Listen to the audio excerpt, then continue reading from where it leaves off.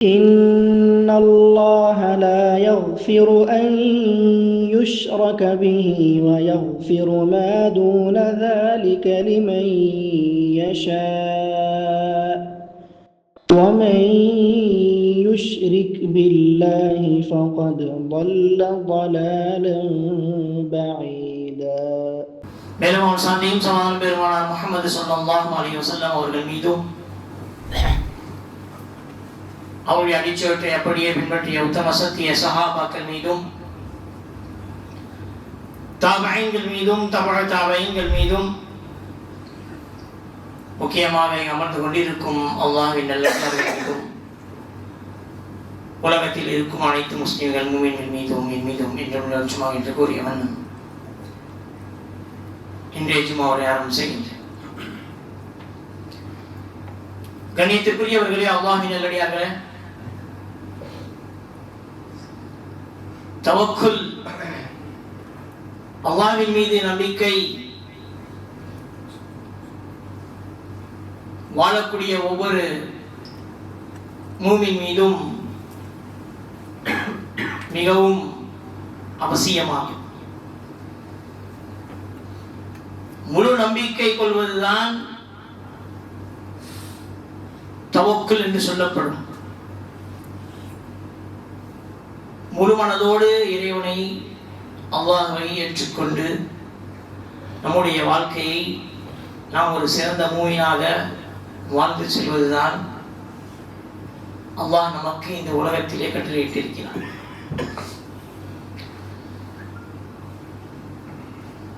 பல குழப்பங்களுக்கு மத்தியிலும் பல கலாச்சாரங்களுக்கு மத்தியிலும் வாழக்கூடிய நிலை நம்முடைய சமூகத்தவர்களுக்கு கிடைத்திருக்கிறது.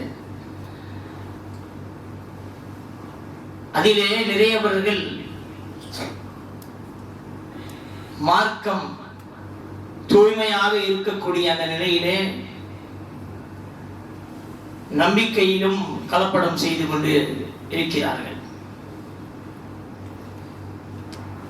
ஐயாமுல் ஜாஹிலியா, அறியாமை காலம் என்று சொல்லக்கூடிய அந்த காலத்தில் இருந்தே சஃபருடைய மாதத்தை பொதுவாக எடுத்துக்கொண்டால் பீடை மாதம் என்று சொல்வார்கள். ஐயாமுல் ஜாஹிலியாவில் அல்லாஹ்வுடைய தூதருக்கு நபுவத்து கிடைப்பதற்கு முன்பிலிருந்து அந்த சஃபருடைய மாதத்தை அவர்கள் புறக்கணிக்கக்கூடியவர்களாக இருப்பார்கள், ஒதுக்கி வைக்கக்கூடியவர்களாக இருப்பார்கள். அந்த மாதம் அடைந்து விட்டால், அந்த மாதத்தை அவர்கள் அடைந்தால், அந்த மாதத்திலே பயணத்தையும் நல்ல விஷயங்களையும் திஜாரத் பிசினஸ் வணிகத்தையும் எப்படிப்பட்ட ஒரு நல்லக்கூடிய விஷயமாக இருந்தாலும் அதை தள்ளி வைத்து விடுவார்களாம். அவருடைய ஒரு பழக்கம். அவர்களுக்கு தெரியும், மாதங்கள் எல்லாம் அல்லாஹ் படைத்ததுதான், அல்லாஹ்வுடைய ஏற்பாடுதான். அல்லாஹ்விடத்திலே 12 மாதங்கள், அதில் 4 மாதங்கள் ஹராமான், எல்லாம் அவர்களுக்கு தெரியும். ஆனால் இந்த சஃபருடைய மாதத்தில் அவர்களுடைய வேலையை சகுனம் பார்த்து செய்யக்கூடியவர்களாக இருப்பார்கள் என்று சொல்லப்படுகிறது.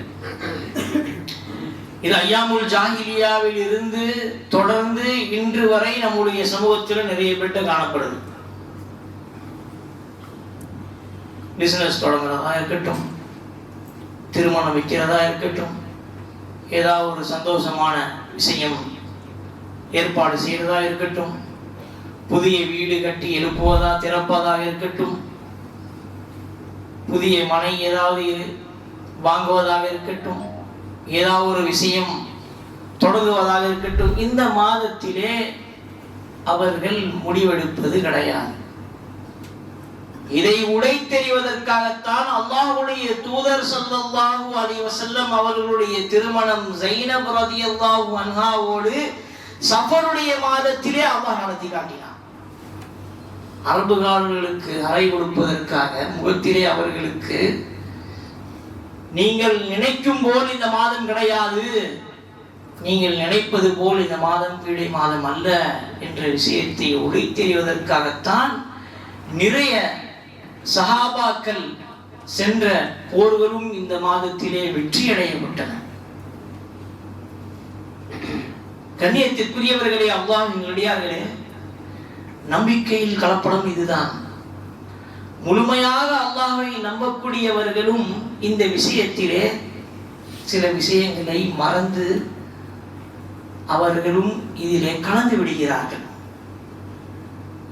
நல்லது காரியம், நல்ல விஷயம், நல்ல மனை, ஏதாவது ஒரு விஷயம், பிஸ்னஸ் எதுவாக இருந்தாலும் சஃபருடைய மாதமா வேணாம் வாங்கிடாதீங்க, செய்யாதீங்க, ஆரம்பிக்காதீங்க, திறக்காதீங்க, வீடு திறக்காதீங்க, திறப்பு விழா வைக்காதீங்க, பிஸ்னஸ் தொடங்காதீங்க, புது விஷயம் புது பொருள் எதுவுமே வாங்காதீங்க, திருமணம் வைக்காதீங்க.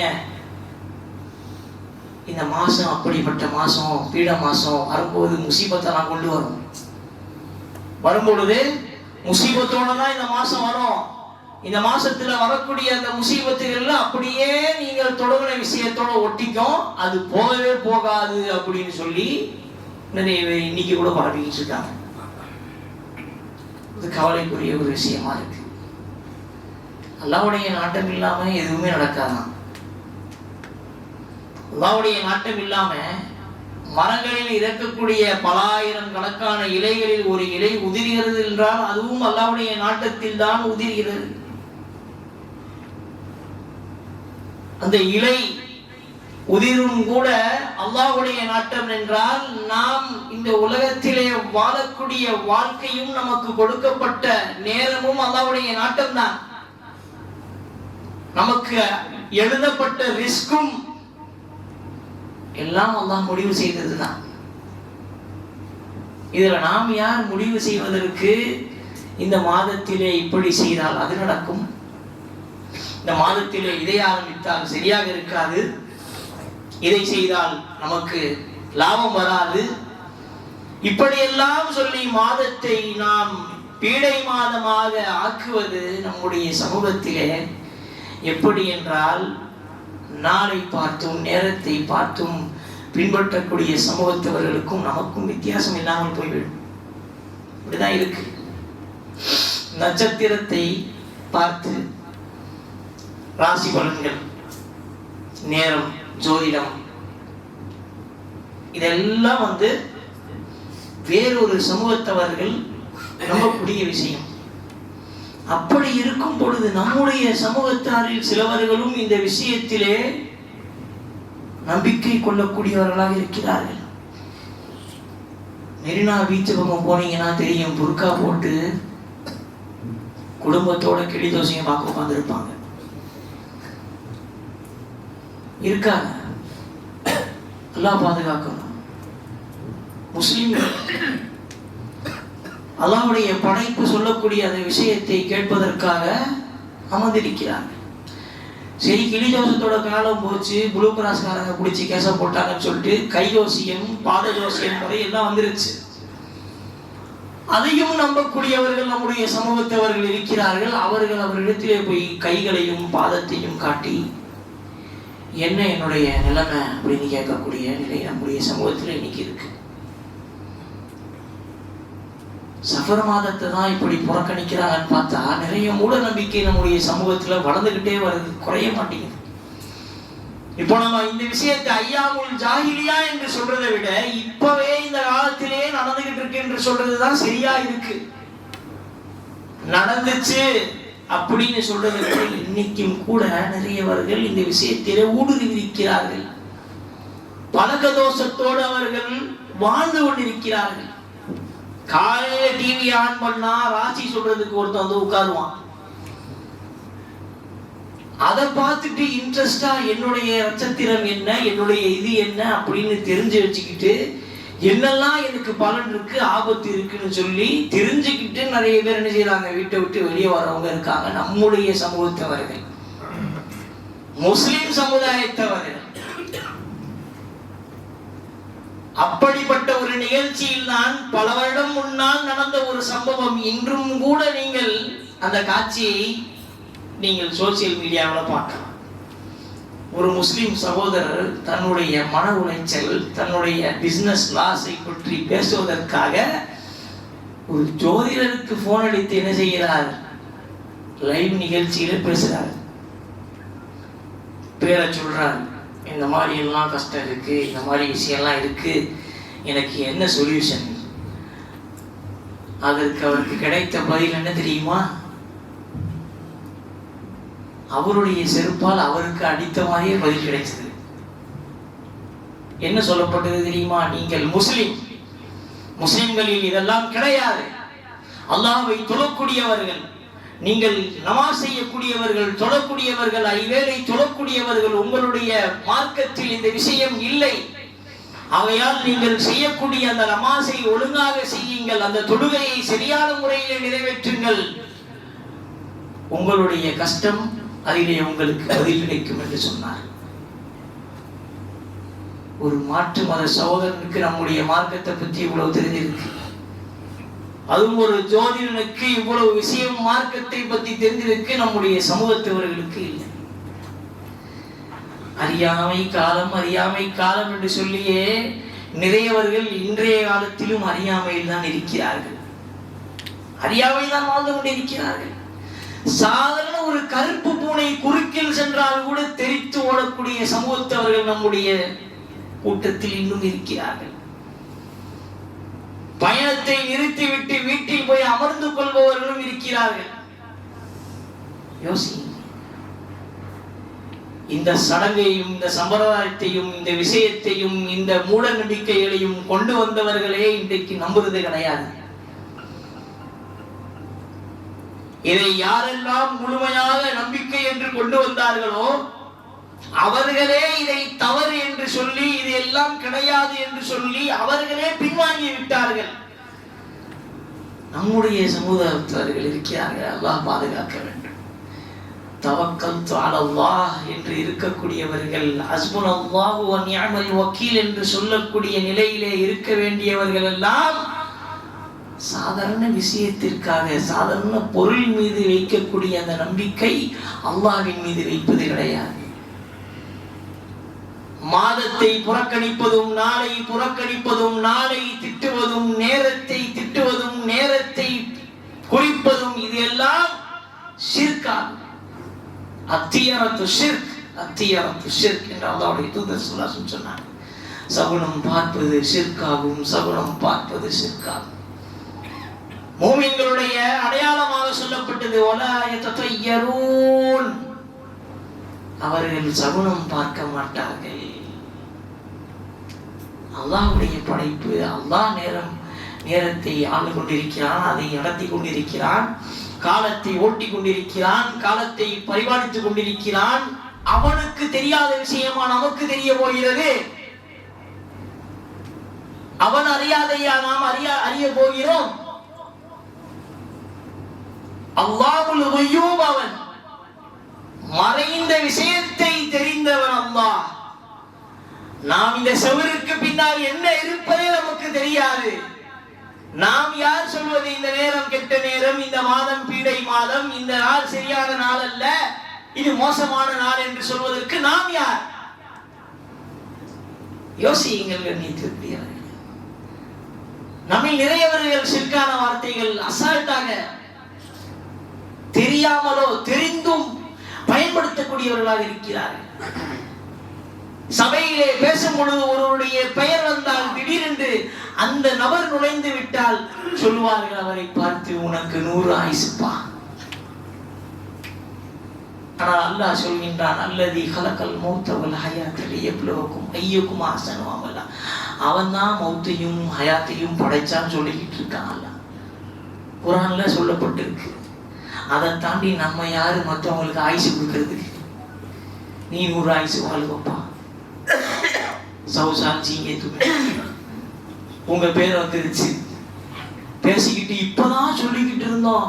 உண்மையா சொல்றேன், இருக்கா இல்ல இந்த பழக்கம்? நல்லா கவனிங்க. ஃப்ரெண்ட் சர்க்கிள்லயும் இருக்கு, ரிலேஷன்ஷிப் சர்க்கிள், யாரு சொந்தக்காரங்க அவங்க சர்க்கிள்லயும் இருக்கு, வாப்பா உம்மா யார்கிட்ட இருந்தாலும் சரி. இந்த பெரிய ஒரு சிற்கான வார்த்தையை அசால்ட்டா இன்னைக்கு நம்ம என்ன செய்யறோம்? 100 வருஷம் வாழ வைப்பா நீ. துவா வயசுக்காக நீடிக்கிறதுக்கு துவா செய்யறது வேற விஷயம். அல்லாஹ் இவருடைய வயதுல பரக்கத்து செய்யட்டும், அது வேற விஷயம்.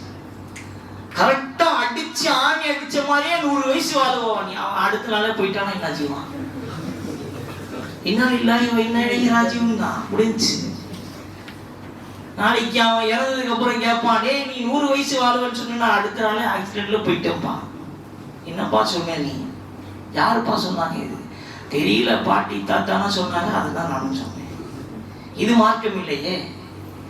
மார்க்கம் சொல்லுகிறது மௌத்தையும் ஹயாத்தையும் படைத்தவன் அவன், நமக்கு சோதிப்பவன், சோதனை கொடுப்பவன் அவன். அதை எதிர்பார்த்து என்ன அல்லாஹ் கொடுக்கிறான்? அல்லதி, எதற்கு கொடுக்கிறான்? ஐயுக்கும் அஹ்சனு அமலா. அந்த சோதனை வருவதே எதற்காக? நம்ம ஆக சிறந்த அமல் செய்கிறோமா இல்லையா செக் பண்றதுக்காக. இப்போ ஆபீஸ்லயே நமக்கு ஒரு நேரம் ஒரு வேலை கொடுத்து விட்டால் அதை சிறப்பா யாரு செய்யறா பர்ஃபார்மன்ஸ் பார்ப்பாங்க. அதுக்குன்னு தனியா இன்சென்டிவ் எல்லாமே இருக்கும். பர்ஃபார்மன்ஸ் அதுக்கு மேல அவங்களுக்கு ஒரு ஹதியா, ஒரு கிஃப்ட். அப்ப ஏன் எல்லாருக்கும் இது கிடைக்காது? அதுதான் அல்லாஹ் சொல்றான், ஐயுக்கும் அஹ்சனு அமலா. எல்லாம் அமல் செய்வாங்க, ஆனா ஆக சிறந்த அமல் யாரு செய்யறாங்கன்னு பாக்குறதுக்கு தான் அல்லாஹ் சோதிக்கிறான். ஆனா மனுஷன் அந்த சோதனையை புரிஞ்சிக்கிறது இல்லை. சோதனை வந்தா என்ன காலண்டா இது, இன்னைக்கு நேரமே சரியில்லை சொல்றான், இன்னைக்கு நேரமே சரியில்லை. அவுதுபில்லாஹி மின் தாலிக். இந்த நேரத்தை ஓட்டி கொண்டிருப்போம் அல்லாஹ். நமக்கு அந்த நேரத்திலே சோதனை ஆட்பவனும் அல்லாஹ். உடனே இப்படி ஒரு விஷயத்தை சொல்லிட்டா எப்படி? அது அல்லாஹ் ஹதீஸ் குதுசியிலே பதிவு செய்யலாம். யுதீனி இப்னு ஆதம், ஆதமுடைய மகன் எனக்கு கஷ்டப்படுத்துறான், எனக்கு கஷ்டம் கொடுக்குறான் ஒரு விஷயத்துல. என்ன? யசுப்பு தஹர், அவன் காலத்தை ஏசுறான், திட்டுறான். வலா தசுப்பு தஹர் வஅல தஹர், நீங்கள் காலத்தை திட்டாதீர்கள், நான் தான் காலம் என்று அல்லாஹ் சொல்கிறான். நான் ஏற்படுத்துறதுதான் காலம். நம்ம இன்னைக்கு அசால்ட்டா சொல்லிட்டு போயிடுறோம், இன்னைக்கு நாள் சரியில்லை, இன்னைக்கு நேரம் சரியில்லை. யோசிங்க, நம்ம சுற்றி இருக்கக்கூடிய மாஹோல் அப்படி. அவன் அப்படி பேசுறான், நாளவர்கள் அப்படி பேசுறாங்க அப்படின்னா நம்ம என்ன செய்யறோம்? அதை வச்சுக்கிறோம் மனசுல. நம்ம பேசும்பொழுது அந்த கான்வர்சேஷன் அது வந்துடுது. என்ன? நாள் சரியில்லை, நேரம் சரியில்லை, கட்டம் சரியில்லை, ராசி சரியில்லை, பலன் இல்லை, உங்களுக்கு இன்னைக்கு ஆபத்து இருக்கு, எல்லாம் நம்மளே சொல்லிடுறோம். யோசிங்க. இதுல புது புது ஆப் வேற, அந்த டாக்கு இந்த டாக்குன்னு சொல்லிட்டு என்ன செய்யறது? நிறைய பேர்களை மனது திருப்புவதற்காக நீங்க என்ன செய்யலாம்? உங்களுடைய வருங்காலத்தை தெரிஞ்சுக்கிறதுக்காக நமக்கு அழைக்கலாம். இந்த ஆப் மூலமாக நீங்க தெரிந்து கொள்ளலாம். அதுல போய் உங்களுடைய பெயரையும் டேட்டா பத்தி உங்களுடைய நாளையும் எல்லாத்தையும் போட்டீங்கன்னா ஆளிலிருந்து அக்கு வரைக்கும் எல்லாம் கொடுத்துருவான். நம்ம ஆளுக்கு என்ன செய்யறாங்க? அதையும் போய் பார்க்கறாங்க. என்னதான் இருக்கு பார்க்கலாம். அப்படி போறதும் நம்பிக்கை குறைவாக இருக்குன்னு அர்த்தம். என்ன இருக்குன்னு போய் பார்க்கறத விட என்ன நம்மகிட்ட இருக்கோ அல்ஹம்துலில்லாஹ் இருக்கிறது தான் சிறந்தது. என்ன நடக்கும்ன்ற பயத்தை இருக்கிறத விட இன்னைக்கு நம்ம இருக்கோமா அல்ஹம்துலில்லாஹ் வாழ்றதுதான் சிறந்த வாழ்க்கை. நேற்று கழிந்து விட்டது, சென்று விட்டது. அந்த நேற்று நமக்கு கிடைக்குமா? கோடான கோடி காசு கொடுத்தாலும் அந்த நேற்று நமக்கு கிடைக்காது.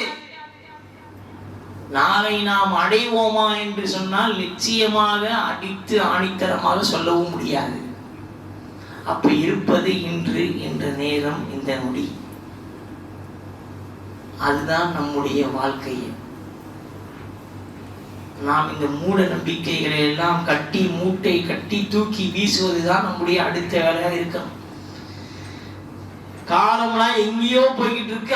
அவன் டெக்னாலஜியை ஃபாலோ பண்ணிக்கிட்டு எங்கேயோ போய்கிட்டு இருக்கான். இன்னும் நம்ம ஆட்கள் என்ன செய்யறான்? வீட்டுல பாத்திரம் இருந்தா காக்கா கத்துனா விருந்தாளி வரான்னு சொல்ற நிலையில இருக்கான். வீட்டுல பாத்திரம் விழுந்தா காகம் வந்து வாசல்ல கத்துனா மேமான அத்தையும் அப்படின்னு சொல்லக்கூடிய நிலையில நம்முடைய சமூகத்தவர்கள் இருக்காங்க இன்னைக்கு. யோசிங்க, அவன் எங்கேயோ போய் கிடக்கிறான். எத்தனையோ வருஷம் முன்னாடி போய் பெரிய அளவுக்கு அவன் காலத்துக்கு ஏற்ற மாதிரி வாழ்ந்துகிட்டு இருக்கான். நம்ம காலத்துக்கு ஏற்ற மாதிரி மாறினாலும் மார்க்கத்தை மறந்து வாழக்கூடிய நிலை நம்ம பார்க்கிறோம். இன்னும் அதே மூட நம்பிக்கையில் வாழக்கூடிய நிலை நம்ம பார்க்கிறோம். திருமணத்திலும் சரி நம்முடைய சமூகத்தவர்களுடைய நிலை எப்படி இருக்கிறது? மாப்பிள்ளைக்கு வலது பக்கமோ இடது பக்கமோ தேங்காய் கட்டி விட்டா உடனே குழந்தை பிறக்குமா சொல்றாங்க. இருக்கு, நம்ம சமூகத்துல நிறைய பேர் பண்றாங்க. நானே நிறைய வாட்டி நிறைய திருமணங்களை பார்த்திருக்கேன். நல்லா பாதுகாக்கணும். சோப்பு துணியில ஒரு தேங்காவை அவர்கள் வலதுபுறத்திலோ அல்லது இடதுபுறத்திலோ இறுக்கமாக கட்டி விட்டு அந்த நிக்காவுக்கு பிறகு என்ன செய்வாங்களாம், அதை அவுத்து விட்டுருவாங்களாம். இருந்து நிக்கா வரைக்கும், நிக்கா நடக்கிற வரைக்கும் இருந்துச்சுன்னா அவருக்கு சீக்கிரமாக குழந்தை பிறக்கும் அப்படி சொல்றாங்க. அல்லாஹ்வுடைய ஒரு பெரிய ஒரு சிறுக்கு. கொடுக்கிறது அல்லாஹ், பேர் வாங்குறது தேங்காய். பாருங்க என்ன எவ்வளவு கேவலமான ஒரு யோசனை பாருங்க. அல்லாஹ் எவ்வளவு பெரிய ஞாபகத்தை வச்சிருக்க அந்த இடத்துல ஒரு குழந்தை மூலமா ஒரு குடும்பத்துல சந்தோஷத்தை தரான். இறைவனை மறந்து ஒரு விஷயத்தை, ஒரு பொருளை நம்பக்கூடியது நம்முடைய சமூகத்துல இன்னும் கூட இருக்கு. சாதாரண அருணா கயிறு கருப்பா இருந்தா ஜுரம் ஒழுங்கா போயிடும், உடனே போயிடுமா. சிவப்பா இருந்தா 2 நாள் கழிச்சு போவோம், பச்சையா இருந்தா 1 வாரம் வரைக்கும் ஜுரம் இருக்கும். அவன் சொல்றான் அந்த கயிறோட பவர் இருக்கா, அதுக்கேற்ற மாதிரிதான் ரேட்டு. அந்த கயிறு உடனே போற ஜுரம் கயிறு எவ்வளவு? 500 ரூபா. 2 நாள் கழிச்சு போகணுமா, பொறுமையா ஜுரம் போகணுமா, 100 ரூபா அப்படி இந்த கயிறை வாங்கிக்க. சும்மா கொஞ்ச நாள் இருக்கட்டும், ஒரு 15 நாள் கழிச்சு போகட்டும் அந்த வியாதி அப்படின்னா ஒரு பச்சை கயிறை வாங்கிக்க, 50 ரூபா கொடு. எப்படி இருக்கு பாருங்க நம்பிக்கை. கண் படக்கூடாது, கண்ணு படக்கூடாது, திருஷ்டி படக்கூடாது. கடையில் என்ன செய்யறாங்க, தேங்காவையும் கற்கண்டையும் சேர்த்து கட்டி வச்சிடறாங்க. கஸ்டமரை இழுக்கிறதுக்காக சொல்றாங்க நிறைய பேர். முஸ்லிம்களுடைய நிறைய கடைகளிலே நம்ம பார்த்துருக்கோம், பார்க்கலாம். இதை நீங்க கேட்டா கஸ்டமரை இழுக்கும். இது நம்முடைய வியாபாரத்துக்கு பலனையும் அதிகமாக லாபத்தையும் கொடுக்கும் அப்படி சொல்லிருக்காங்க நம்முடைய முன்னோர்கள். அவங்களுடைய நில கபர்ல என்ன இருக்குன்னு நமக்கு தெரியாது, என்ன கஷ்டப்பட்டுக்கிட்டு இருக்காங்களோ அது நமக்கு தெரியாது. எல்லாம் பாதுகாக்கணும்.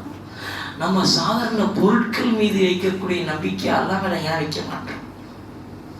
மாதம் மேல குறை சொல்லிக்கிட்டோம், நாள் மேல குறை சொல்லிக்கிட்டோம், நேரத்தையும் குறை சொல்லிக்கிட்டோம், இதை குறை சொல்லி அதை குறை சொல்லி இதை நம்பி அதை நம்பி கடைசியா மனுஷன் அல்லாஹ்வை எப்ப நம்புவானா, எல்லாத்தையும் விட்டு அவனுக்கு கஷ்டத்துக்கு மேல கஷ்டம் அவனுடைய சக்கராத்து நிலை வரும் பொழுது அதிகமா அல்லாஹ்ட்ட ஒருத்தர் பக்கத்துல உட்கார வச்சு களிமா சொல்லிக்கிட்டே இருப்பான்னு சொல்லுவான். அவன் வாயில கூட அப்போ வராது களிமா, மொத்தம் சொல்லிக்கிட்டே இருக்கணும். இப்போ யோசிங்க, நம்பிக்கைன்றது அப்படிதான் வரணுமா? ஃபிரௌனுக்கு வந்த மாதிரி. ஃபிரௌனுக்கு எப்போ வந்துச்சு நம்பிக்கை தெரியுங்களா எல்லாருக்கும்? மூசா அலைஹிஸ்ஸலாம் கடல்ல போனாங்க, பிளந்துக்கிட்டு உள்ள கடல் பிளந்தது, அவன் வாய் பிளந்து பார்த்தான், கடலே பிளந்துருச்சா இவருக்கு. அப்போ கூட அவன் நம்பல, கொல்லணும் தான் உள்ள போனான். எல்லாம் அங்கிருந்து அங்கிட்டு போயிட்டாங்க. நடுவுல நிக்கிறான், நடுப்பகுதியில் அவனுடைய படை அவனும் இருக்கிறார்கள். அந்த இடத்துல அல்லாஹ் அந்த கடலுக்கு கட்டளையிட்டா மூடிது. அந்த கடல் மூடுறத பார்த்துக்கிட்டு அல்லாட்ட அவன் சொன்னான், அவன் துபி ரப்பி மூசா வ ஹாரூன் என்று சொன்னான். நான் மூசா அலைஹிஸ்ஸலாமும் ஹாரூனும் எந்த ரப்பின் மீது ஈமான் கொண்டார்களோ அதன் மீது நான் ஈமான் கொண்டேன் என்று ஈமான் கொண்டான், நம்பிக்கையை கொண்டு வந்தான். அந்த நேரத்தில் அல்லாஹ் சொன்னான், கிடையாது, இப்போ உனக்கு நேரம் முடிஞ்சிருச்சு, உன்னை காப்பாற்ற முடியாது, உன் ஈமானை ஏத்துக்கிட்டவும் நான் ஏத்துக்கவும் மாட்டேன்.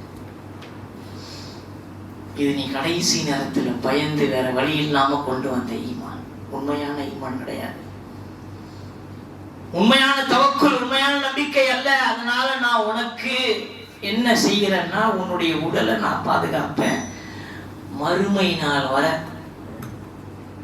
நுணர்ச்சிக்க விபதனிக்க, உன்னுடைய உடலை நான் பாதுகாப்பேன், மறுமை நாள் வரை வரக்கூடியவர்கள் அனைவருக்கும் ஒரு அத்தாட்சியாக நீ இருப்பாய் என்று அல்லாஹ் சொன்னான். அவனே கடவுள் என்று சொல்லிட்டு வாழ்ந்தவன் இன்னைக்கு அவனுடைய பிணத்தை பார்த்து நாம் படிப்பினை எடுக்க வேண்டும். கண்ணியத்திற்குரியவர்களே, அல்லாஹ் சொன்னபடியே அவனுடைய உடல் இன்னும் கூட பாதுகாக்கப்படுகிறது ஈஜிப்ட் மியூசியத்தில். யோசிங்க, நம்ம எவ்வளவு மூட நம்பிக்கை விஷயத்தை ஃபாலோ பண்ணுறோம். நாளைக்கு அல்லாஹ் நம்மள்ட்ட கேட்டா, நான் எவ்வளவு விஷயங்கள் உனக்கு சொன்னேன், குரான் மூலமா ஹதீஸ் மூலமா உனக்கு மார்க்க அறிஞர்கள் சொன்னாங்க, நபிமார்களை அனுப்புன, நபியை அனுப்பி இறுதி நபியோட ஒரு சமூகமா உனக்கு ஆக்குன, நீ கடைசியா என்ன செஞ்ச? அருணாக்கையையும் தேங்காவையும் கற்கண்டையும் நம்பிக்கிட்டு வாழ்ந்துகிட்டு இருந்த. ஏன் மேல நம்பிக்கை வச்சியா? தவிடு தட்டுகள் தாயத்துகள் மீது நம்பிக்கை வச்சுக்கிட்டு இருந்த. ஏன் மேல நம்பிக்கை வச்சியா? கிடையாது. உனக்கு எதுக்கு சொர்க்கம் கேட்பான்ல. நான் படைத்த சொர்க்கம் நான் யாருக்காக விலை கொடுத்து வாங்கியிருக்கிறேன் என்றால் மூமின்களுடைய உயிர்கள். அல்லாஹ் சொல்றான் குர்ஆன்ல, மூமின்களுடைய உயிர்களுக்கு தான் இந்த சொர்க்கம் விலை போகும் என்று அல்லாஹ் சொல்கிறான். அந்த மூமின்கள் எப்படிப்பட்டவர்கள்? அவர்கள் சகுனம் பார்க்க மாட்டார்கள், அவர்கள் தேவையில்லாத விஷயங்களில் ஈடுபட மாட்டார்கள், நம்பிக்கை முழுமையாக அல்லாஹ்வின் மீது வைப்பார்கள், தொழுகையை நிலைநாட்டுவார்கள், ஜக்காத்தை கொடுப்பார்கள், நன்மையில் முந்தக்கூடியவர்களாக இருப்பார்கள், வேகமானவர்களாக இருப்பார்கள் அல்லாஹ் சொல்றான் குர்ஆன்ல. அப்ப யோசிங்க, கண்ணியத்திற்குரியவர்களே, அல்லாஹ் இல்லையார்களே, அல்லாஹ் நம் அனைவருக்கும் இந்த உலகத்திலே கொடுக்கப்பட்ட இந்த வாய்ப்பை பயன்படுத்தி மூட நம்பிக்கையிலிருந்து வெளிவருவதற்கு முயற்சி செய்யணும். அல்லாஹ் நமக்கு அதற்கு அருள் புரிவானாக. நம்முடைய சமூகத்திலே எவ்வளவோ மூட நம்பிக்கைகள் இருக்கிறது, சிற்கான விஷயம் இருக்கிறது. அல்லாஹ் அதிலிருந்து நம்மை வெளிவர செய்வானாக. அதிலே இருக்கவர்களுக்கும் அல்லாஹ் நேர்வழி காட்டுவானாக. அந்த நம்பிக்கையிலிருந்து அல்லாஹ் நம்மை வெளிவர செய்து உண்மையான நம்பிக்கை, முழுமையான நம்பிக்கை அல்லாஹ்வின் மீது வைப்பதற்கு அல்லாஹ் நமக்கு தௌஃபீக் தருவானாக. ஆமீன்.